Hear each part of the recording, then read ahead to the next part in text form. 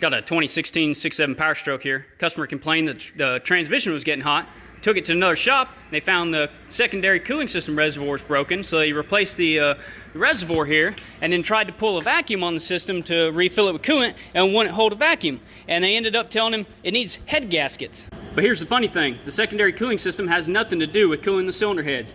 You got your reservoir, you got your secondary radiator, you got your intercooler, you got your fuel cooler, you got your secondary water pump, and you got your transmission cooler. So I pressurized the system with a pressure tester and it had a very slow leak. I pulled a vacuum on it and it still had a very slow leak, but I couldn't see any leaks externally. Sure enough, I pulled the intercooler pipe off of the intercooler, and with the bore scope, you can see the coolant sitting in the bottom of that stacked plate heat exchanger. So now that we know the intercooler is ruptured internally, that explains why the coolant reservoir failed. We have 30 pounds of boost bleeding by the ruptured cooler, overpressurizing the secondary cooling system, which led to the failure of the reservoir.